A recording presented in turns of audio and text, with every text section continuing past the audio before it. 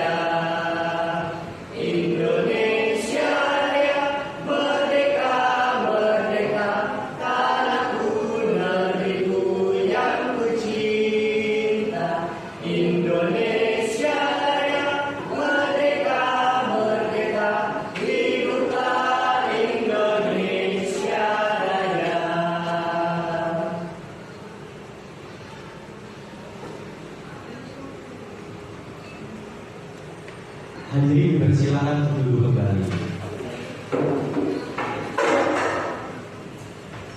Selanjutnya yaitu sambutan dari kepala sekolah atau yang mewakili, dan hari ini diwakili oleh Ibu Rika Noviani. Kepada Ibu Rika dipersilakan.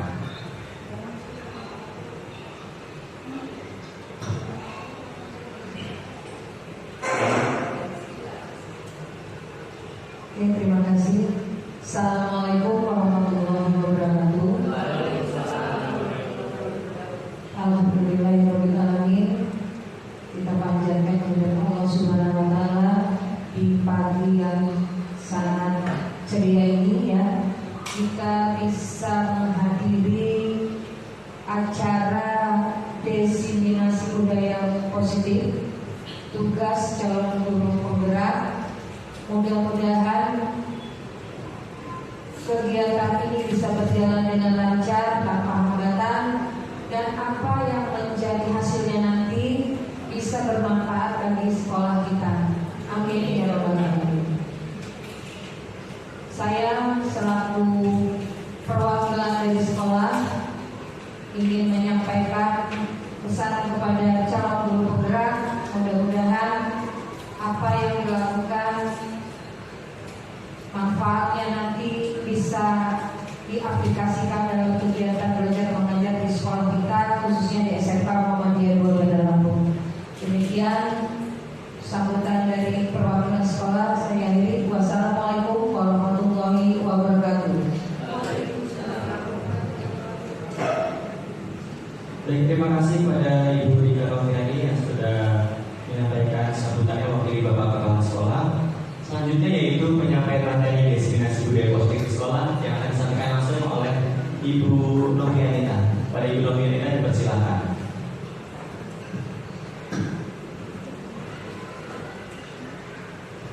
Assalamualaikum warahmatullahi wabarakatuh.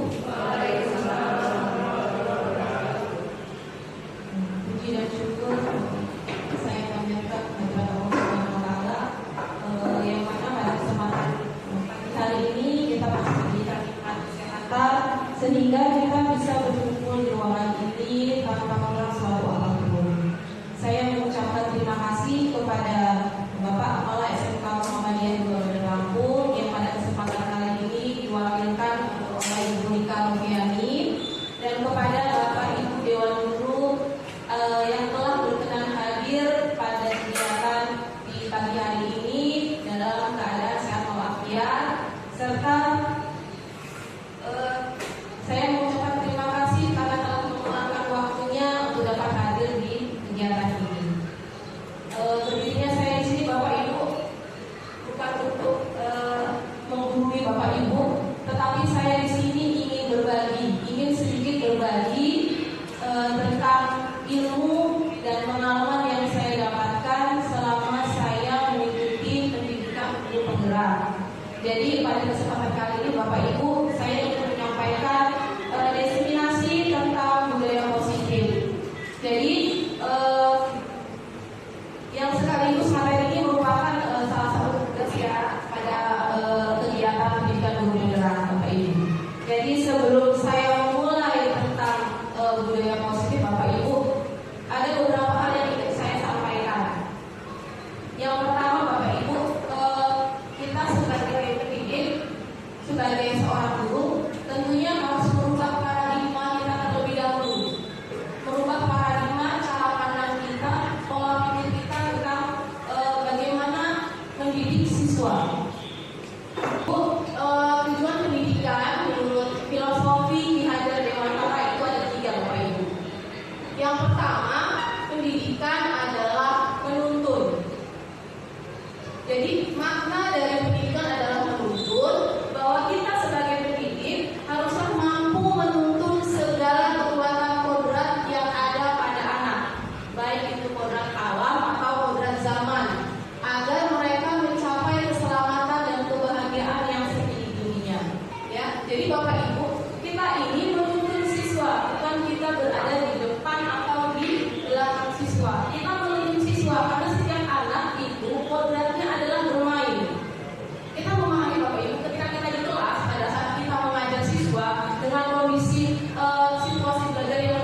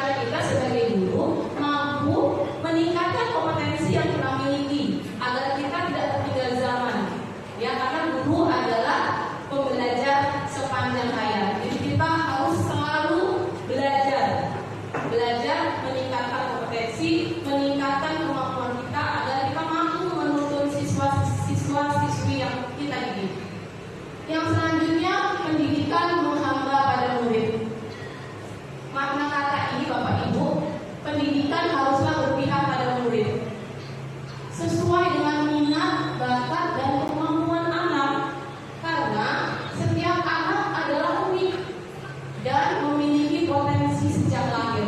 Coba Bapak Ibu bayangkan, dalam satu hari atau dalam satu tahun belajar, siswa itu harus belajar lebih dari satu mata pelajaran. Yang notabene kita sebagai guru mata pelajaran mengharuskan mewajibkan siswa mampu pelajaran kita. Padahal setiap anak itu punya bakatnya masing-masing. Contoh di pelajaran saya, produktif TKJ, mungkin siswa A di pelajaran saya tidak suka. Saya sudah mencoba dengan berbagai metode pembelajaran, ternyata saya belum mampu meningkatkan rasa motivasinya. Tetapi mungkin di pelajaran seni atau di pelajaran olahraga dia lebih maksimal karena dia punya bakat di situ. Jadi kita tidak bisa memutus bakat anak. Disitulah dia dominan, disitulah kita harus mendukung. Kita sebagai seorang pendidik harus mampu mengetahui karakter siswa seperti apa. Oh, si anak ini ternyata bakatnya seperti ini. Dia tidak mampu di matematika, kita paksa untuk dia mampu, hasilnya tidak akan maksimal. Karena tadi Bapak Ibu, anak itu setiap anak itu unik. Dia punya potensi, punya karakter yang dia bawa sejak lahir. Kita tidak bisa memaksakan kehendak kita agar si A kamu harus bisa matematika dalam waktu 1 jam harus hafal kalian 1 sampai 6. Tidak bisa seperti itu lagi Bapak Ibu. Jadi kita harus mampu mengenali karakter siswa supaya kita tahu siswa saya ini minatnya apa, bakatnya apa. Kita sebagai guru harus mampu memfasilitasi minat dan bakat anak. Yang selanjutnya, guru ibarat petani. Sekolah ibarat lahan atau tanah dan murid adalah benihnya. Petani hanya bisa menuntut tumbuhnya benih dengan merawat sepenuh hati. Jadi begini Bapak Ibu, saya punya sampel 2 buah tanaman yang saya tanam di dalam polybag. Satu bibitnya kualitas unggul, bagus, kualitas super. Sedangkan yang satunya saya punya bibit yang standar aja. Tapi saya perlakukan 2 bibit ini dengan perlakuan yang berbeda. Bibit yang katanya sudah unggul lagi, yang sudah bagus tadi, saya hanya siram aja. Sedangkan bibit yang tadi kualitasnya standar, saya rawat, saya siram, saya beri pupuk. Ketika tumbuh rumput saya cabut supaya tumbuhnya tidak terhambat. Kira-kira Bapak Ibu hasilnya sama atau tidak? Kira-kira sama atau tidak hasilnya? Yang satu saya rawat dengan baik, dengan setulus hati. Ada ulatnya saya buang, ada rumputnya saya cabut. Oh, ini sudah waktunya diberi pupuk, saya siram pupuk. Sedangkan yang satu kali kualitasnya super, bibitnya bagus, tapi cuma saya siram aja.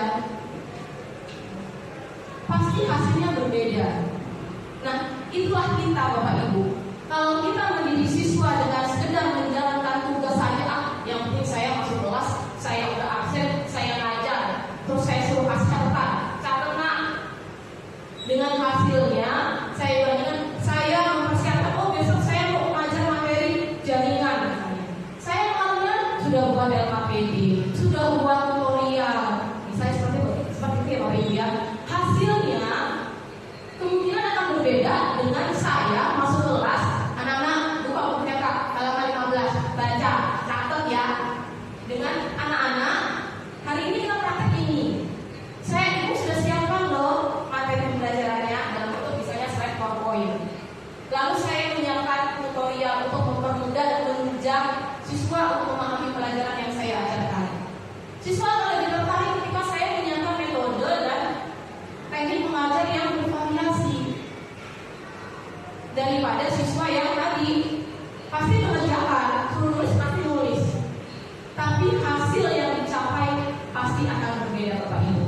Ketika kita mempersiapkan materi yang akan kita ajarkan, karena Bapak Ibu tugas kita bukan hanya sekedar mengajar atau mendidik di kelas, tapi lebih kepada tanggung jawab bagaimana kita bisa menghantarkan anak-anak kita menuju cita-cita yang mereka impikan dengan selamat dan bahagia. Artinya mereka meraih suatu impian mereka, itu kita mensupportnya. Itu ya Bapak Ibu. Selanjutnya saya punya sebuah video Bapak Ibu.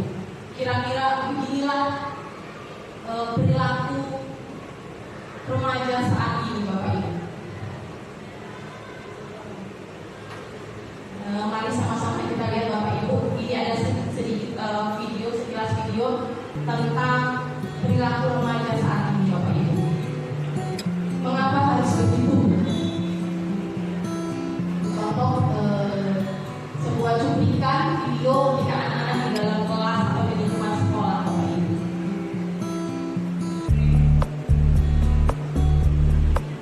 Kebetulan belajarnya juga sistem komputer dan jaringan dasar tadi ya.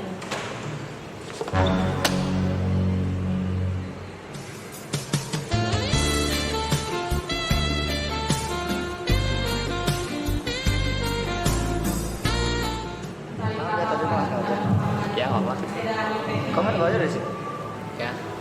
Kamu masih kepo ya nama aku siapa? Nama aku Eka. Siapa juga yang kepo? Oh, Eka. Nama aku David. Selamat datang.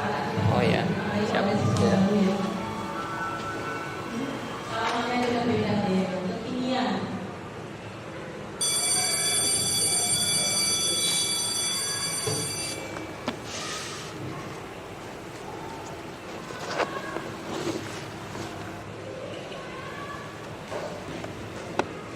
Itu rokoknya. Oh iya. Oke, itu rokoknya. Ya, benar-benar ini perilaku remaja masa kini. Kamu kan banyak uang nih. Ya, 11 Biasanya PKJ. pulangnya kita ke warung gede. 12 PKJ. Ya biasalah minum Nanti dikit-dikit. pulangnya ada orang warung. Minum-minum? Aku nggak biasa minum-minum. Coba kamu ajak David tuh. Ada minum. David, hari Senin pulangnya kita ke warung gede. Ngapain? Ya biasalah minum dikit-dikit doang. Minum kan nggak baik untuk kesehatan. Ya udah sih kalau kamu.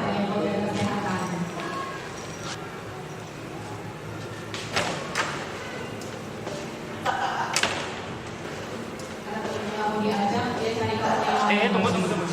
Ada apa? Skuy. Akiau. Skuy kan. Rasanya benar-benar kekinian remaja ini.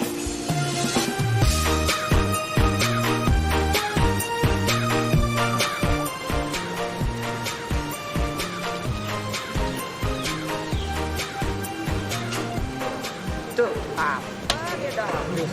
Slow, aku masih banyak uang kok. Beli lagi. Bener nih. Ya. Siap. Ini tidak menunjukkan pembangunan itu dari seperti ini Bapak Ibu ya. Nah, Bapak Ibu, ini tadi sekilas tadi kita sudah melihat gambaran remaja saat ini. Bapak Ibu, kira-kira menurut Bapak Ibu terjadi tidak seperti di lingkungan sekolah? Remaja-remaja saat ini yang mungkin tidak hanya terlibat merokok, minum-minuman, bahkan aksinya lebih lagi dari itu Bapak Ibu. Tawuran. Sekarang saya bertanya kepada Bapak Ibu, kenapa anak-anak kita bisa seperti ini? Kira-kira kenapa anak-anak bisa sampai terlibat seperti kegiatan yang dia merokok, dia ataupun yang minum, di acara tawuran ikut-ikutan tawuran, padahal kita tahu anak-anak kita nggak punya nyali, cuma ikut-ikutan aja. Kira-kira kenapa ya Bapak Ibu? Ada yang tahu mungkin kesehatan mungkin kesehatan berbeda, Mempunyai banyak teman. faktor lingkungan, yang lain mungkin faktor keluarga, misalnya Bapak Ibu ya. Selain dari faktor lingkungan, faktor keluarga. Faktor keluarga adalah faktor yang terpenting dari dalam. Kenapa anak-anak kita bisa bertindak seperti gambar tadi, Bapak Ibu? Karena kurangnya motivasi dari dalam diri mereka masing-masing, Bapak Ibu. Ya, sehingga mereka mudah sekali untuk ikut-ikutan pada kegiatan yang kadang mereka sendiri tidak tahu apa tujuannya. Hanya sekedar ikut-ikutan, lama-lama jadi kecanduan. Berawal dari coba-coba, lama-lama coba beneran. Lama-lama ketergantungan Bapak Ibu ya. Nah, Bapak Ibu, jadi dari tayangan video tadi Bapak Ibu, disinilah perannya budaya positif. Bagaimana kita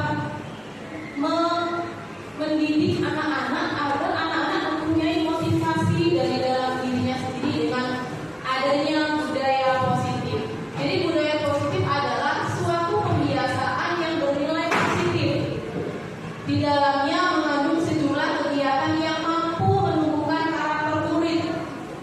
Budaya positif akan menciptakan rasa aman dan nyaman pada murid selama proses pembelajaran.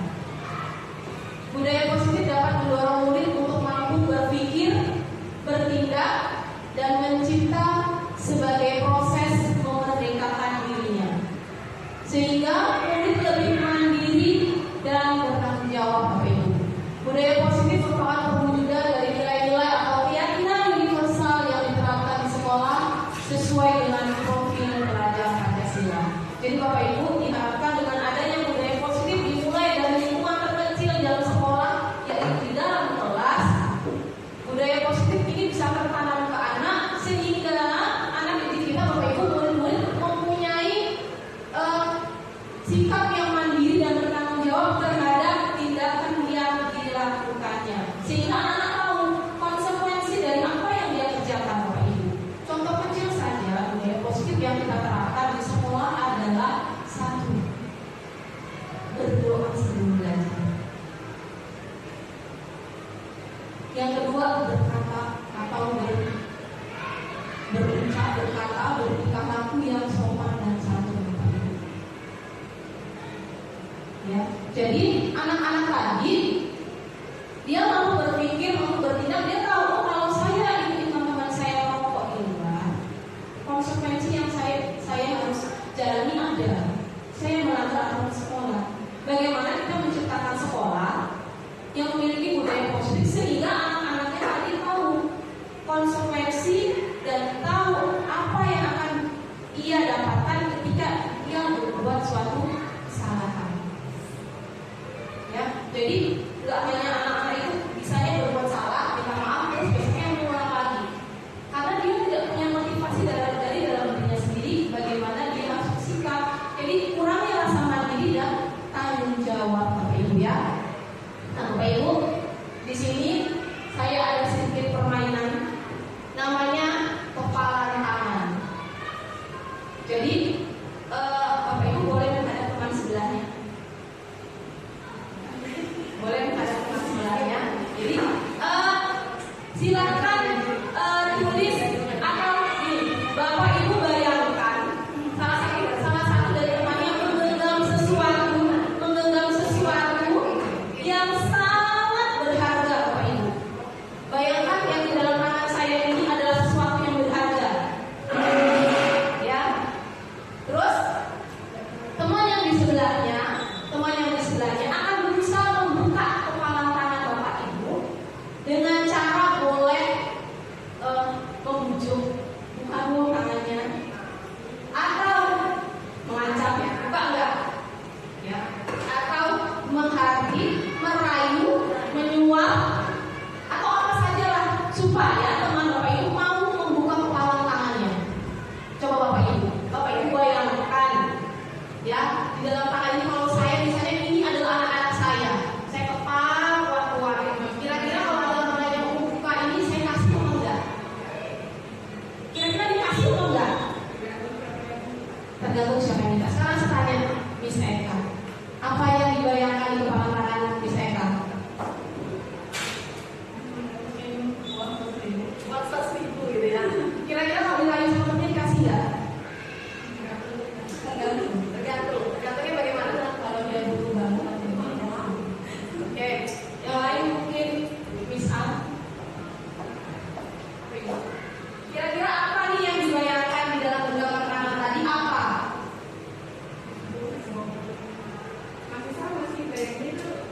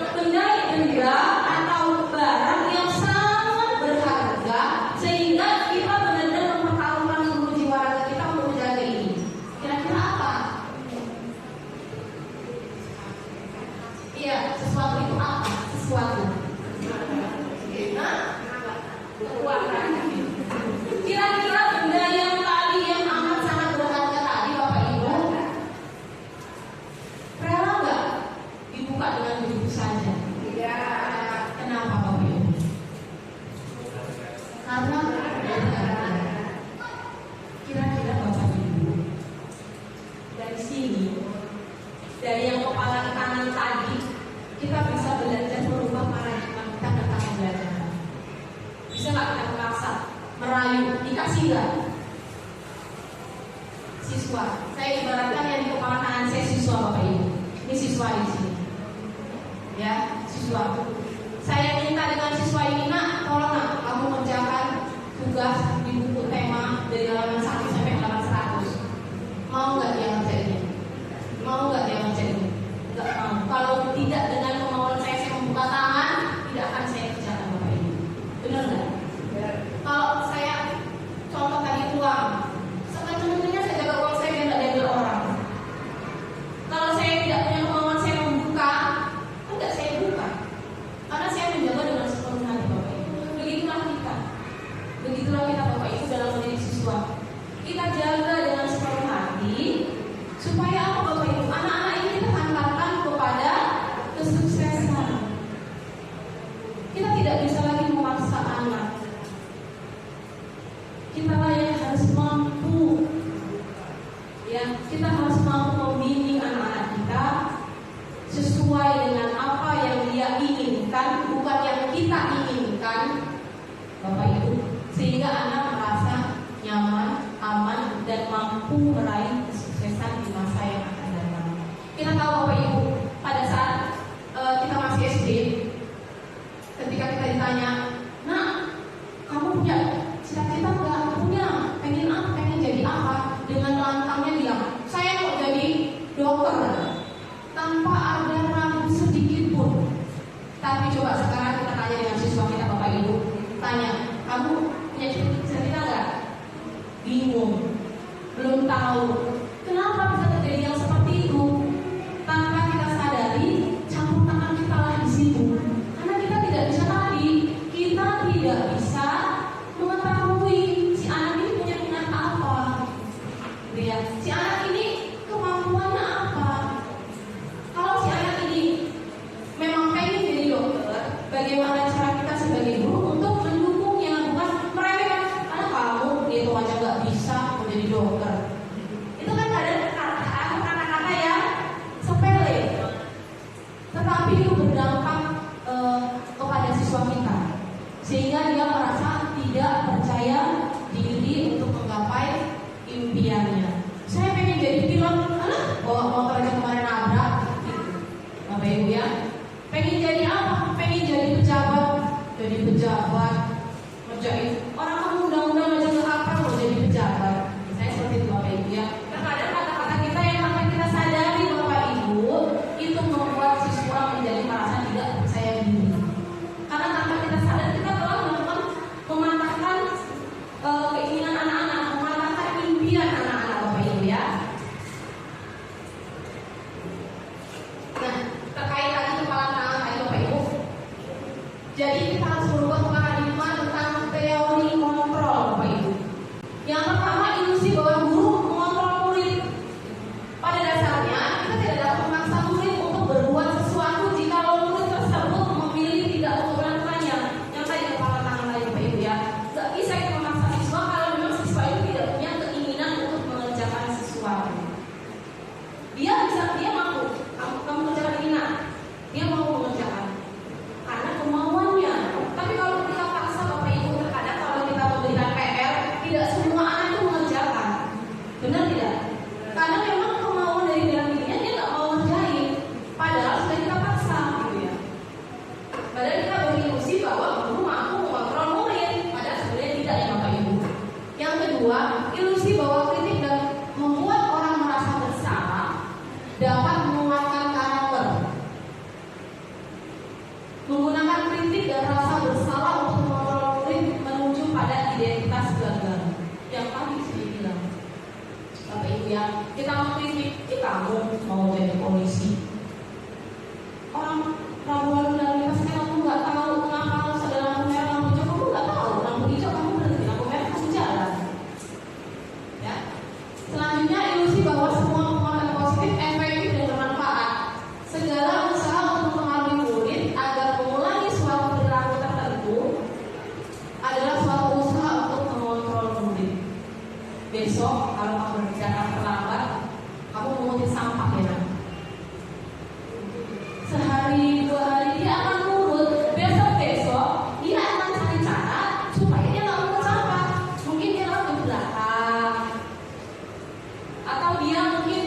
titip tasnya sama kawannya, karena menghindari tadi Bapak Ibu, menghindari hubungan yang sudah terbiasa tadi.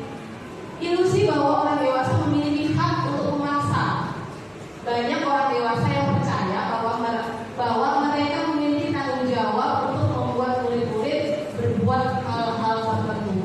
Sering Bapak Ibu jadi tamat sana ya, kasih PR. Kalau kamu besok nggak mau PR-nya, nggak usah masuk pelajaran saya, gitu ya. Atau dikasih tugas, besok kalau nggak kumpul nilai kamu nggak tuntas. Padahal kita tahu begitu ya, teknik penilaian tidak hanya dengan satu kali tugas saja. Tapi kadang-kadang tanpa kita sadari, karena kita merasa memiliki tanggung jawab, jadi kita identiknya dengan memaksa. Nah, sebelum lebih dalam saya memaparkan tentang budaya positif, Bapak Ibu, ada 6 konsep utama yang dapat mendukung terciptanya budaya positif. Yang pertama yaitu disiplin positif dan nilai-nilai kebajikan universal. Yang kedua, teori motivasi, hukuman dan penghargaan. Yang ketiga, keyakinan kelas. Keempat, kebutuhan dasar manusia. Yang kelima, posisi kontrol guru. Yang keenam, segitiga restitusi. Semua ini sudah saya coba terapkan di kelas Bapak Ibu. Dan saya sudah melihat sedikit perubahan siswa. Mudah-mudahan ke depannya anak-anak bisa lebih signifikan lagi perubahannya ke arah yang lebih baik. Konsep yang pertama Bapak Ibu ya, ada tentang disiplin positif dan nilai-nilai kebajikan universal. Jadi disiplin positif ini menurut Ki Hajar Dewantara Bapak Ibu, untuk mencapai kemerdekaan atau dalam konteks pendidikan, syarat utamanya adalah harus ada disiplin yang kuat. Jika murid tidak memiliki motivasi dari dalam, maka tugas kita lah yang memotivasi siswa dari luar atau secara ekstrinsik Bapak Ibu. Sebagai pendidik, tujuan kita diharapkan agar mampu menciptakan anak-anak yang memiliki disiplin diri sehingga mereka bisa berperilaku dengan mengacu pada nilai-nilai kebajikan universal dan memiliki motivasi intrinsik, motivasi yang tumbuh dari dalam dirinya sendiri Bapak Ibu ya. Nah, ini adalah Bapak Ibu. Jadi sekarang Bapak Ibu, saya meminta Bapak Ibu pejamkan mata sebentar. Jangan lama-lama ya Bapak Ibu, karena kita nanti ketiduran. Pejamkan matanya sebentar saja Bapak Ibu. Kemudian bayangkan sekolah impian Bapak Ibu. Bagaimana suasana sekolahnya, bagaimana sikap guru-gurunya, bagaimana tutur kata gurunya, bagaimana guru bersikap kepada murid-muridnya, bagaimana sikap murid-muridnya, bagaimana mereka saling berinteraksi terhadap kita sebagai guru atau pemimpin sekolah. Bayangkan Bapak Ibu, betapa indahnya kalau kita bisa mewujudkan sekolah impian kita. Sudah dibayangkan Bapak Ibu? Buka matanya Bu. Sudah dibayangkan tadi sekolah impian kita seperti apa? Bisa nggak terwujud Bapak Ibu? Insya Allah ya. Mudah-mudahan sekolah impian yang kita bayangkan tadi, yang kita lihat sekolahnya itu aman, nyaman, mungkin asri, siswa-siswinya memiliki sopan santun, lingkungan belajar yang menyenangkan. Itu semua Bapak Ibu bisa kita wujudkan dengan salah satu caranya kita menerapkan budaya positif. Kita bisa jadi guru yang dirindukan murid. Jadi kalau hari ini pelajaran siapa? Pelajaran kedua males. Apa hari ini pelajaran siapa? Iya, murid belum datang ya. Karena belajarnya loh. Kita merasa bahagia Bapak Ibu kalau kita bisa menjadi guru yang dirindukan murid. Ketika kita nggak datang, murid nyariin. Atau besok pelajaran saya, malamnya ada siswa yang WA saya, Bu, besok pelajaran Ibu. PPT-nya tentang apa ya? Sambil ngetik sambil senyum-senyum. Senang, berarti anak ini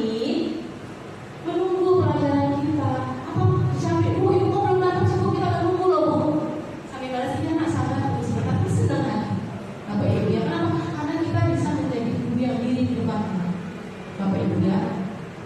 Satu lagi Bapak Ibu ini, hal yang terpenting Bapak Ibu, ini adalah salah satu materi yang benar-benar menggugah saya, menjadi tolak ukur saya untuk berpikir ulang kembali Bapak Ibu. Saya ajak Bapak Ibu flashback ke waktu zaman masih sekolah SMA Bapak Ibu. Saya yakin Bapak Ibu semua pasti punya guru favorit. Ya kan? Bapak Ibu semua pasti masih mengingat satu kejadian yang paling membuat Bapak Ibu bahagia dan satu kejadian yang membuat Bapak Ibu merasa sedih. Pada saat saya sampai di materi ini Bapak Ibu, saya merenung, mengingat, bahkan sampai menangis. Artinya saya menyadari Bapak Ibu bahwa apa yang saya lakukan, tindakan, ucapan, perbuatan sangat berdampak pada siswa tanpa kita sadari. Jadi setelah dari situ Bapak Ibu, saya sudah mulai berusaha membenahi diri saya Bapak Ibu, untuk supaya saya mengatur lagi apa yang saya ucapkan. Tidak lagi mulai menjudge siswa A, B, C, D seperti itu Bapak Ibu. Saya sudah berusaha untuk berubah yang seperti itu. Bahwa siswa itu memang unik, siswa punya kemampuan yang berbeda-beda. Tugas kita lah bagaimana kita membimbing mereka supaya mereka bisa mencapai kompetensi dari mata pelajaran kita masing-masing Bapak Ibu. Jadi saya pada saat itu sangat sedih Bapak Ibu. Jadi ketika ditanya dengan Ibu Fasil, kebetulan Ibu Restu ditanya, Bu Novi, apa waktu itu momen ketika SMA pun saya pernah waktu keluar sama guru bahasa Inggris, sebut guru bahasa Inggris itu tanpa saya sadari. Kenapa Bu Novi? Karena saya terlambat masuk kelas. Kok bisa? Padahal saya nyari dia Bu. Cuma dia lewat depan, dia lewat belakang, saya lewat jalan depan Bu. Akhirnya saya tidak boleh masuk kelas. Saya nangis Bu, karena dia mengancam saya, nilai saya nggak tuntas. Padahal kecil Bapak Ibu ya, tapi itu membekas di hati saya. Saya nangis di depan kelas berdua sama kawan saya. Dilihatin teman-teman saya di kelas lain, ngapain sih nangis? Karena nggak boleh masuk kelas. Jadi di situ saya berpikir bahwa apa yang saya ucapkan, tindakan apa yang saya perbuat kepada siswa pasti akan membekas di hati mereka dan ingatan mereka. Mungkin tidak sehari, 2 hari, bahkan seumur hidup mereka Bapak Ibu. Dengan ucapan kita, kamu dia coba bisa. Itu kata-kata yang sepele. Tapi saya yakin itu akan melemahkan siswa kita Bapak Ibu, membuat dia merasa minder, membuat dia merasa saya tidak mampu, saya berbeda dari yang lain. Padahal mungkin kita bisa lebih banyak menggunakan kata-kata positif. Kamu pasti bisa, ayo semangat nak. Kuncinya cuma satu nak, kamu tekun, semangat belajarnya, fokus belajar. Kira-kira seperti itu Bapak Ibu ya. Jadi memang Bapak Ibu, saya berharap rekan-rekan semua ada yang bisa menyusul saya Bapak Ibu. Karena banyak sekali pelajaran yang akan kita dapatkan yang merubah paradigma kita tentang pembelajaran. Selanjutnya nilai-nilai kewajiban universal Bapak Ibu, ini adalah sifat-sifat positif manusia yang merupakan tujuan mulia yang ingin dicapai setiap individu. Nilai tersebut bersifat universal, tidak membedakan antara suku, agama, ras, warna kulit, dan sebagainya Bapak Ibu ya. Nah, nilai-nilai itulah yang kita kenal dengan nama profil pelajar Pancasila. Ada berapa dimensinya Bapak Ibu? Dimensi profil pelajar Pancasila ada berapa Bapak Ibu dimensinya? Ada. Yang pertama, ini adalah dimensi dari profil pelajar Pancasila: beriman, bertakwa kepada Tuhan Yang Maha Esa dan berakhlak mulia. Yang kedua, mandiri. Yang ketiga, bernalar kritis. Yang keempat, berkebinekaan global. Yang kelima, bergotong royong. Dan yang keenam, kreatif. Inilah Bapak Ibu karakter yang kita harapkan dari siswa kita Bapak Ibu. Yang kita harapkan dari siswa yang nantinya kita sebagai pendidik harus berusaha membimbing siswa memiliki karakter seperti ini: beriman, bertakwa, sampai dia kreatif Bapak Ibu. Tugas kita sebenarnya Bapak Ibu ya, untuk dapat membimbing siswa agar memiliki karakter profil pelajar Pancasila. Konsep yang kedua yaitu teori motivasi, hukuman, dan penghargaan Bapak Ibu. Ya, kita beranggapan hukuman itu adalah suatu metode untuk menyelesaikan suatu masalah siswa. Dan penghargaan adalah suatu bentuk apresiasi kita untuk siswa. Ya. Nah, menurut Diana Gosling, ada 3 motivasi perilaku manusia, Bapak Ibu. Yang pertama, untuk menghindari ketidaknyamanan atau hukuman. Ini adalah tingkat terendah dari motivasi perilaku siswa. Biasanya orang yang motivasi perilakunya untuk menghindari hukuman atau ketidaknyamanan akan bertanya, apa yang terjadi apabila saya tidak melakukannya? Contoh Bapak Ibu ya, ketika kita di kelas,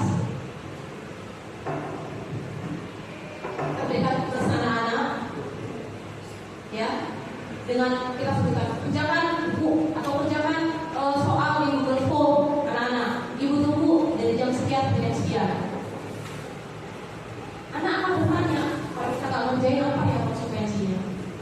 Berarti si anak ini, Bapak Ibu, mengerjakan tugas kita hanya untuk menghindari hukuman yang akan kita berikan, supaya dia aman aja, supaya saya tidak dihukum kalau saya tidak mengerjakan tugas. Atau besok bawa tugas kesenian atau kerajinan. Kalau nggak bawa, anak ini berpikir kalau tidak bawa nanti saya takutnya nggak boleh masuk dan sebagainya, Bapak Ibu ya. Sehingga dia cari aman aja, dan bawa aja yang dibawa. Yang kedua, untuk mendapatkan imbalan atau penghargaan dari orang lain.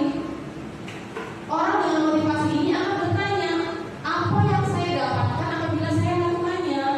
Kalau saya kerjain tugas maupun tugas pelajaran tadi, apa yang saya dapatkan? Hadiah kah? Atau cuma nilai aja? Kalau cuma nilai aja ya, tadi Bapak Ibu. Ya, anak hanya mengharapkan imbalan. Atau ini, ayo kerjakan kuis. Nanti yang nilainya tertinggi saya kasih reward coklat. Anak akan berpikir, bagaimana saya dapat nilai tertinggi?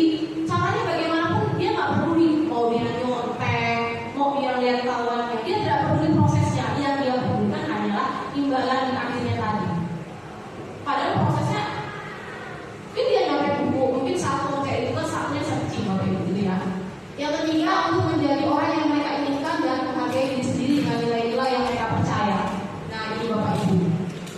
Mereka melakukan sesuatu karena nilai-nilai yang mereka yakini dan hargai, dan mereka melakukannya karena mereka ingin menjadi orang yang mereka yakin, oh saya ini orangnya disiplin, saya orangnya pintar, saya mampu mengerjakan ini, Bapak Ibu.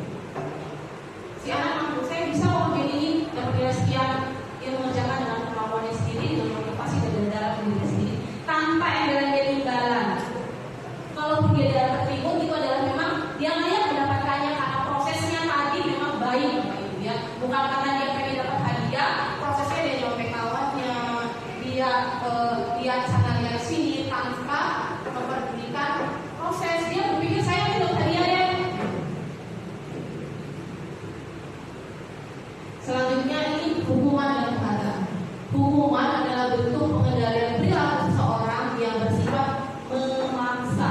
Jadi hukuman itu sifatnya memaksa dan menyakitkan, Bapak Ibu ya, sehingga menciptakan identitas gagal.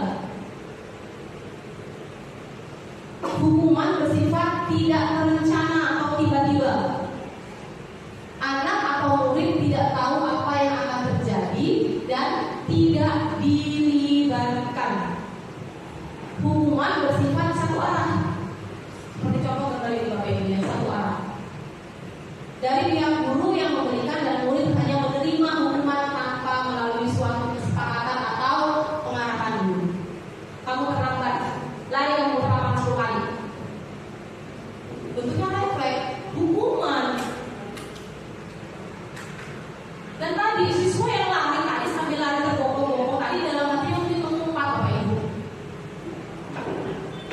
Dalam hatinya merasa dia tidak terima, merasa sakit. Kenapa saya harus lari 10 kali? Padahal tadi saya di jalan terlambat karena macet.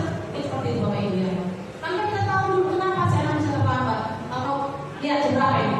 Setengah 2, terlambat 30 menit, lari kamu ke lapangan 10 kali. Itu ya. Tanpa sadar ya Bapak Ibu, hukuman-hukuman yang seperti itu menyakitkan bagi siswa dan memaksa kalau nggak mau pulang. Ya, seperti itu Bapak Ibu.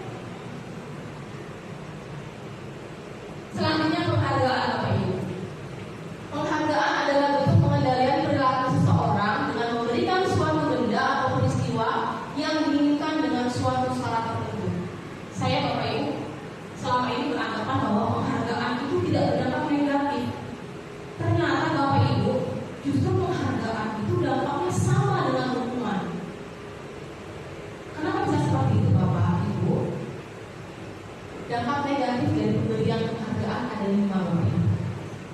Pengaruh jangka panjang dan jangka pendek. Penghargaan contoh dalam kelas Bapak Ibu, ada peringkat 1, 2, 3. Mengapa sekarang di kurikulum Merdeka tidak boleh lagi ada peringkat? Ini Bapak Ibu alasannya. Karena penghargaan itu juga memiliki dampak negatif. Contoh, ada 3 siswa di kelas, peringkat 1, peringkat 2, peringkat 3. Mereka harus bersaing Bapak Ibu. Tanpa berpikir bagaimana cara bersaingnya, yang penting saya dapat peringkat. Karena kalau saya dapat peringkat, saya dapat penghargaan. Saya peringkat, nanti dapat beasiswa 3 bulan gratis SPP. Kira-kira seperti itu. Jangka panjangnya Bapak Ibu, anak-anak yang tidak mendapatkan peringkat merasa bahwa dia tidak akan mampu dapat peringkat, sehingga dia tidak semangat belajarnya. Kita lihat Bapak Ibu di kelas pasti akan ada ketimpangan antara siswa yang pintar dengan semangat belajar yang tinggi dengan siswa yang biasa aja Bapak Ibu. Semangatnya biasa aja, saya yang datang duduk di kelas bawa buku, bawa pena, disuruh nulis saya nulis, disuruh A saya A. Dia nggak punya motivasi tadi, karena dampak dari penghargaan yang kita berikan. Selanjutnya, penghargaan merusak hubungan. Ini sering banget terjadi karena persaingan tadi, pengen dapat gratis SPP 3 bulan sama kawannya, ujian jangan lihat ke saya, bersaing, sehingga mereka yang tadinya temannya dekat karena berebut pengen ke peringkat 1 bisa terjadi tadi rusak hubungan. Ya. Selanjutnya, penghargaan menurunkan kualitas anak-anak yang kreatif. Kita melakukan penilaian Bapak Ibu, tidak hanya penilaian dari segi kemampuan dan belajar, ada penilaian sikap, keterampilan dan pengetahuan Bapak Ibu. Ketiga penilaian tersebut akan kita kombinasi sehingga kita bisa mendapatkan suatu nilai. Dan nilai-nilai inilah Bapak Ibu yang tadi akan menurunkan kualitas siswa. Terkadang Bapak Ibu, si A ini pelajaran tertentu mampu, pelajaran tertentu tidak mampu. Ketika diakumulasikan peringkatnya Bapak Ibu, nilainya tidak sesuai, artinya dia nggak ada peringkat besar. Kualitasnya jadi menurun si anak karena sudah merasa dia tidak akan mampu menyanyi temannya. Oh si A, pantesan nilainya besar Bapak Ibu. Dia dekat sama guru, dia seperti itu Bapak Ibu ya. Sementara dia yang pintar sebenarnya yang pintar, tapi tidak bisa bersosialisasi, akan menurun kualitasnya dibandingkan tadi punya yang dia mampu bersosialisasi. Selanjutnya, penghargaan mematikan kreativitas karena dia merasa tidak terdukung, tidak diberikan penghargaan, maka dia tidak memiliki kreativitas lagi, malas belajarnya. Selanjutnya, penghargaan hukum. Jelas penghargaan hukum. Kenapa? Untuk siswa-siswa yang tidak mendapatkan peringkat tadi Bapak Ibu. Dia akan peringkat berapa 1, 2, 3. Yang lain kan tanya peringkat berapa? Malu punya, nggak ada peringkat. Tanpa sadar itu menghukum siswa dan hukuman itu menyakitkan Bapak Ibu ya. Ini ngapain kamu? Kamu merobek buku kawan kamu. Wow. Kita mengucapkan kata-kata yang spontan tapi itu menyakitkan dan menghukum siswa. Keyakinan kelas.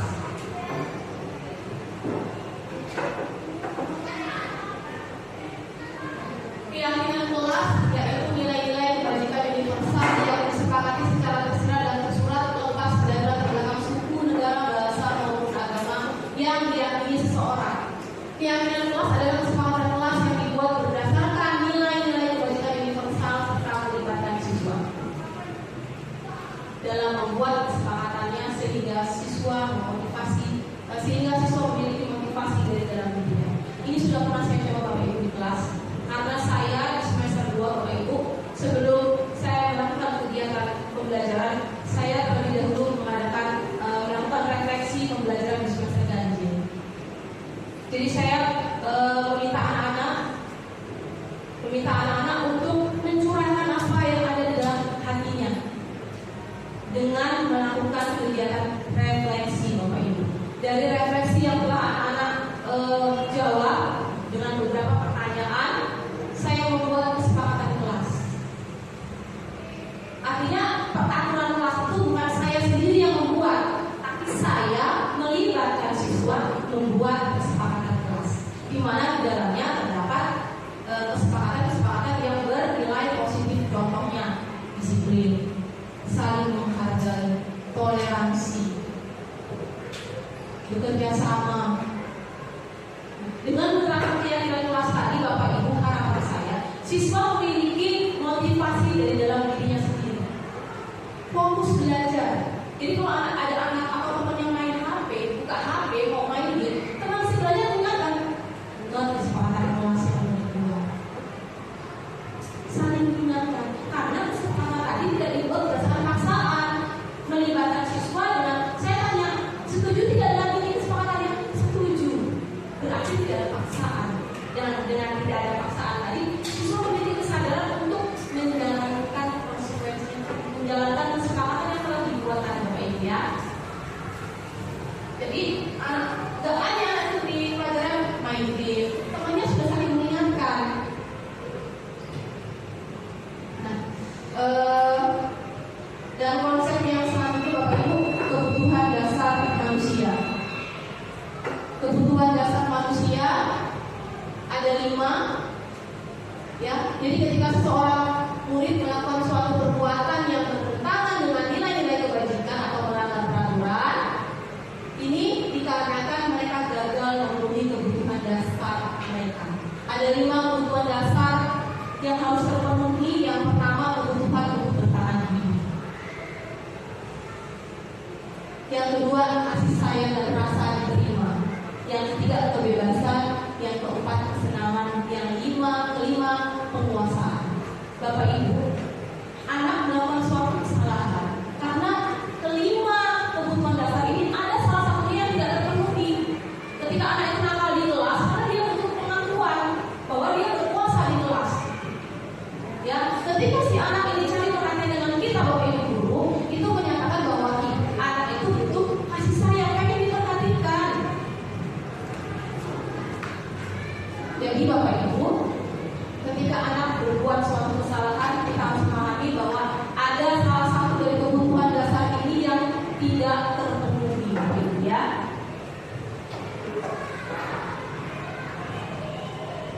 Yang selanjutnya Bapak Ibu, ini posisi kontrol guru. Ini adalah poin yang terpenting Bapak Ibu. Ya, kita harus mampu memposisikan diri sebagai kontrol untuk siswa kita. Ya, jadi ada 5 posisi yang mampu kita terangkan Bapak Ibu. Yang pertama pendukung, yang kedua pembuat rasa bersalah, yang ketiga teman, yang keempat pemantau, yang kelima adalah manajer. Penghukum Bapak Ibu, penghukum ini identik dengan kata-kata yang keras, keluar. Kalau kamu nggak mampu silakan dulu. Itu adalah ciri-ciri dari seorang guru yang menempatkan dirinya sebagai penghukum. Kamu terlambat 5 menit larian 10 kali. Kamu tidak mengerti saya besok mau sama-sama pelajaran saya. Tidak dengan kata-kata seperti itu Bapak Ibu ya. Kata-katanya keras Bapak Ibu. Selanjutnya membuat rasa bersalah. Nah ini Bapak Ibu yang kadang sering masih kita lakukan Bapak Ibu. Kamu nggak mengerjakan tugas ya Ayah. Kamu tahu nggak? Kalau kamu nggak mengerjakan tugas ini, nanti nilai kamu nggak akan pas nak. Kasihan sama orang tua kamu. Kata-kata yang digunakan lembut, tetapi membuat siswa merasa bersalah. Jadi siswa ini merasa down, mentalnya merasa turun. Karena kita memaksa dia membuat siswa tadi merasa bersalah tanpa memberikan solusi. Jadi kita kadang seperti yang bahasanya lebih buat mendekat ke siswa. Kita berupaya supaya siswa ini merasa bersalah, harapannya si anak sadar ya. Padahal tidak seperti itu Bapak Ibu. Selanjutnya sebagai teman, kita dekat sama siswa, ngobrol bareng, bahkan mungkin WA-an secara pribadi Bapak Ibu untuk menyelesaikan suatu masalah. Tapi Bapak Ibu, posisi sebagai teman ini terkadang ada efek negatifnya. Kita merasa sebagai guru karena kita dihargai Bapak Ibu, karena merasa siswanya dekat sama kita. Jadi kalau ada siswa yang dekat sama kita, merasa bahwa oh, saya dekat sama guru A. Jadi dia merasa tidak menghargai kita. Jadi dia beranggapan kita itu temannya Bapak Ibu, karena kita dekat dengan siswa. Padahal itu salah satu upaya kita untuk tadi tahu karakter siswa. Kita menempatkan diri sebagai teman, tapi terkadang siswa salah mengartikan Bapak Ibu. Beranggapan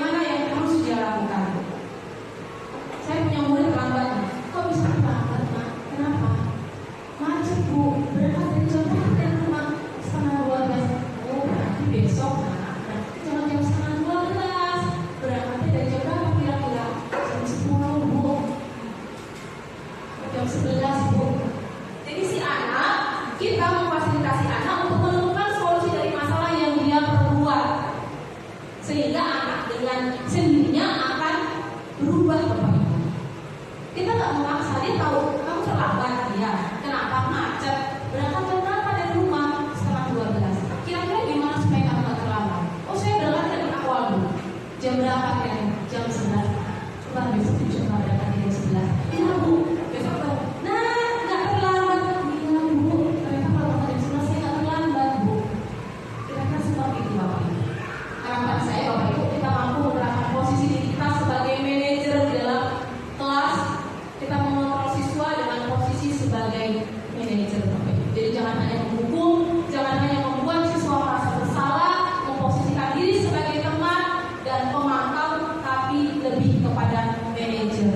Artinya kita bisa memberikan solusi terhadap masalah yang dihadapi siswa Bapak Ibu ya. Konsep selanjutnya yang terakhir Bapak Ibu ya, yaitu segitiga restitusi. Restitusi adalah proses menciptakan kondisi bagi murid untuk memperbaiki kesalahan mereka, sehingga mereka bisa kembali pada kelompok mereka dengan karakter yang lebih kuat. Ini sudah pernah saya coba Bapak Ibu, karena gini, masalah yang saya hadapi terkadang di kelas anak-anak itu asik dengan gadget, asik dengan handphone mereka masing-masing. Saya panggil satu siswa, saya cuma mengatakan segitiga restitusi. Saya tanya dengan ada 3 tahapan Bapak Ibu untuk melakukan tahapan segitiga restitusi Bapak Ibu. Yang pertama, menstabilkan identitas. Yang kedua, validasi tindakan yang salah. Dan yang ketiga, menanyakan keyakinan. Karena saya sudah membuat keyakinan atau kesepakatan kelas, sehingga anak tahu aturannya seperti apa Bapak Ibu ya. Jadi menstabilkan identitas ini cirinya bagaimana? Cirinya bahwa setiap orang itu pernah berbuat salah Bapak Ibu. Jadi saya sampaikan ke anak, kamu main game. Menurut kamu main game di kelas benar atau enggak? Enggak benar. Itu kamu sudah tahu bahwa main game di dalam kelas adalah tindakan yang tidak benar. Setiap orang itu pasti pernah berbuat salah, tapi bukan berarti tidak punya kesempatan untuk memperbaiki diri. Stabilkan dulu identitas siswa tadi. Setelah sudah stabil, Bapak Ibu, validasi tindakan yang salah. Setiap tindakan dilakukan dengan suatu tujuan, memenuhi kebutuhan dasar yang 5 tadi Bapak Ibu. Kenapa dia main game? Mungkin dia pengen cari perhatian kita. Saya tanya, kenapa kamu main game di kelas? Emang semua Bu, aja saya main game tahan dulu, dia lagi tenang. Kamu tahu kalau kamu main game di kelas apa konsekuensinya? Saya nggak fokus untuk belajarnya, ketinggalan pelajaran saya. Selanjutnya saya tanya, keyakinan kelas apa yang sudah kita buat di kelas? Fokus belajar. Kamu sudah tahu bahwa di kelas ada keyakinan kelas yaitu fokus belajar. Kenapa masih main di dalam kelas? Kira-kira tindakan apa yang harus kamu lakukan? Dan apa konsekuensinya? Karena saya bermain itu berarti saya tidak fokus belajar dan saya ketinggalan pelajaran Bapak Ibu. Ibu, saya tidak memahami materi yang disampaikan. Nah, kalau seperti itu kamu tahu, jadi apa yang harus kamu lakukan? Saya tidak akan main game lagi di dalam kelas. Yakin Bu, benar. Benar Bu, supaya saya ngerti Bu, supaya saya fokus belajar. Jadi tidak lagi sini HP-nya, ambil. Tidak lagi seperti itu Bapak Ibu. Praktek segitiga restitusi, validasi tindakan yang salah. Yang pertama kita lakukan adalah stabilkan dulu identitas anak bahwa setiap orang itu pasti pernah berbuat salah. Jangan menjudge siswa bahwa kesalahan kamu fatal. Tidak, setiap orang itu pasti pernah berbuat salah. Dan yang kedua, validasikan tindakan yang salah tadi dengan tindakan yang benar seperti apa. Lalu yang ketiga, tanyakan keyakinan kelas apa yang telah dia langgar. Jadi Bapak Ibu, pada kegiatan kali ini saya berharap dari apa yang telah saya sampaikan Bapak Ibu sedikit banyak dapat mengubah paradigma Bapak Ibu tentang bagaimana proses pembelajaran yang diharapkan sesuai dengan filosofi pendidikan Ki Hajar Dewantara, sehingga kita tidak hanya mampu menghantarkan anak-anak kita menuju kesuksesan, tapi juga mampu menciptakan karakter-karakter yang sesuai dengan profil pelajar Pancasila yang nantinya mampu menempatkan anak-anak di lingkungan masyarakat dengan tadi bahagia bahagia dan selamat Bapak Ibu ya. Itu saja Bapak Ibu yang dapat saya sampaikan pada kegiatan kali ini. Mudah-mudahan apa yang saya sampaikan sedikit berbagi ilmu dari apa yang saya dapatkan bisa bermanfaat bagi Bapak dan Ibu sekalian. Dan tanpa berpanjang lagi Pak Robi, saya akhiri. Sebelumnya Bapak Ibu saya ucapkan mohon maaf apabila ada kata-kata saya tidak berkenan Bapak Ibu, dan pada saya mohon ampun. Saya kembalikan kepada Pak Robi. Jadi sangat luar biasa materi yang sudah disampaikan oleh Ibu Novi. Tepuk tangan dong buat Ibu Novi. Masya Allah, banyak hal yang dapat kita petik dari yang sudah disampaikan oleh Ibu Novi terkait dengan budaya positif di sekolah.